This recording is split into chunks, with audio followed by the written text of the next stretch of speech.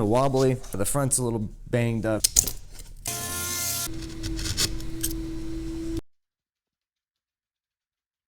Alright, so I've got this mirror here today, and it's seen better days. It's missing something up top here. One of these little spindles is broken off. It's just kind of wobbly, the front's a little banged up. Regardless, I'm going to take the frame apart, remove this back panel here, and see what we're working with. Alright, so those look like they're pushed back well enough that I should be able to tip this over.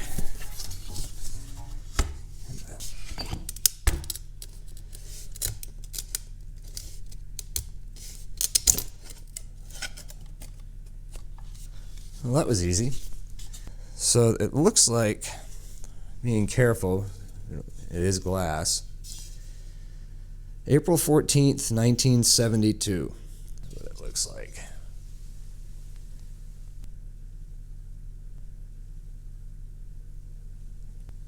That's pretty cool. So we're going to repurpose this mirror from almost 52 years ago. So I'm going to take some measurements.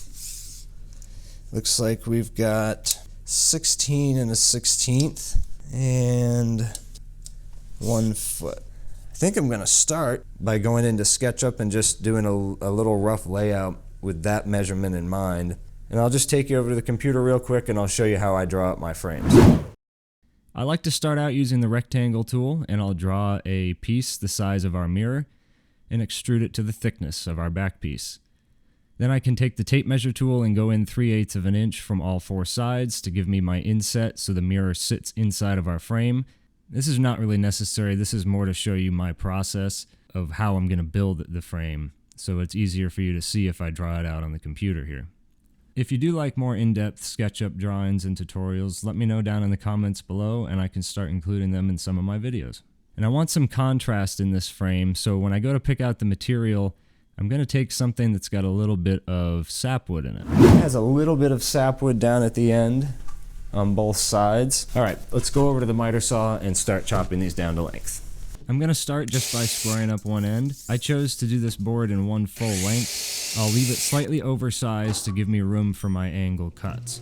Then I can take it over to the jointer to begin the milling process.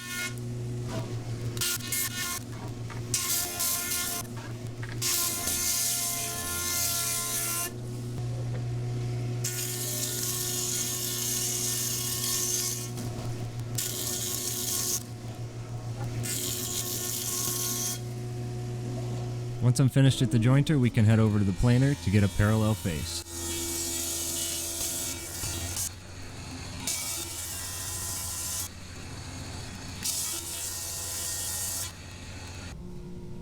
And then over to the table saw to get our parallel edge.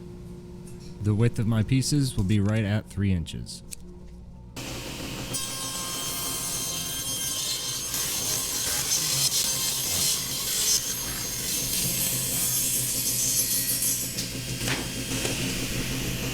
So now we can take it back over to the miter saw and cut it up to our final pieces. Just go down to roughly 21 1/4.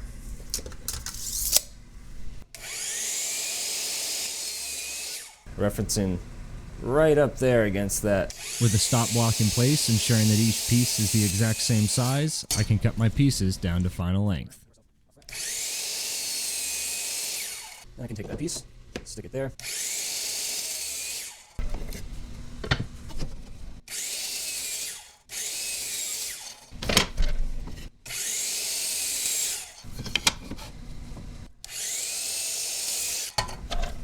Back over at the bench, we can lay out all of our pieces here, finding the orientation in which this goes. I can lay out some lines on it.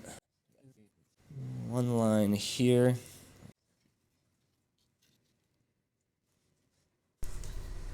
Next, I'm going to show you this little dual spindle joiner.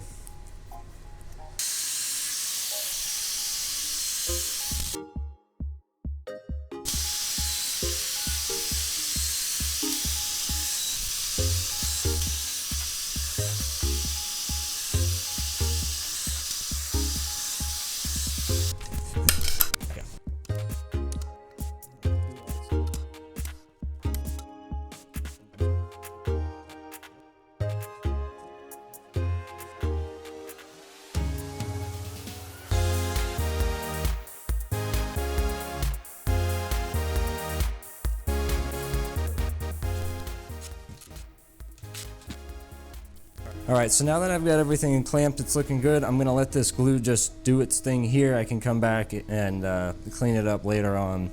So we'll let that sit, and we'll come back when it's dry. Alright, so this has had a couple hours to dry now. So I can go ahead and start taking the clamps off. Alright, I'm going to pull out the sander and we're going to clean up these edges. I'm going to give a little detail around the inside with the router and we'll see how it looks.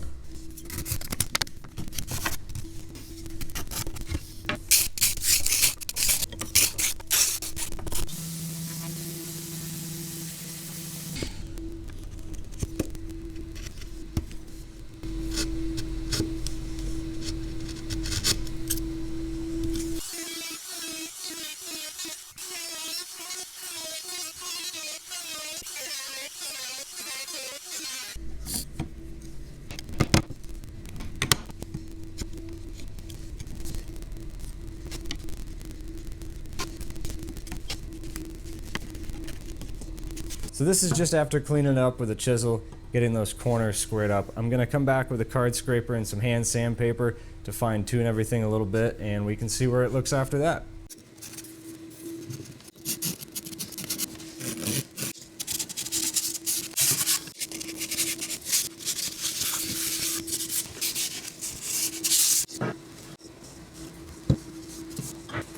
For our inset frame, I'll use a rabbeting bit in the trim router, taking multiple passes to get to our final depth.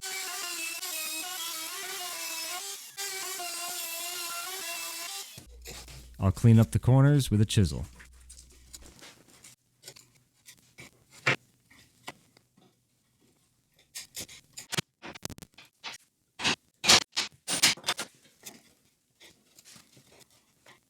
After ensuring that everything fits in the frame, I can get on to finish. For this, I'm using a simple wipe-on poly from General Finishes called Armor Seal.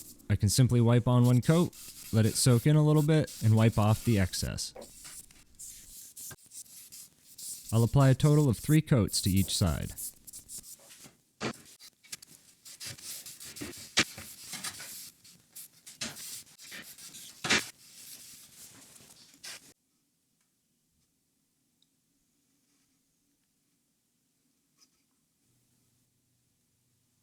And to secure the mirror to the back of the frame, I'll use a point driver from Logan Tools.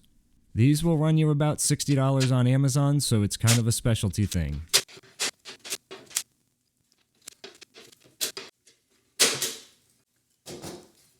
And lastly, I'll mark out positions on the back for our D-ring hangers.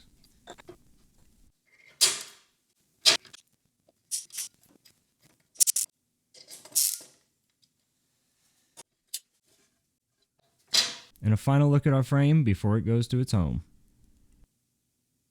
Alright folks, that's going to do it for this one. If you enjoyed the video, be sure to hit that thumbs up button and let me know what you thought down in the comments below. If you want to see more like it, be sure to hit that subscribe button.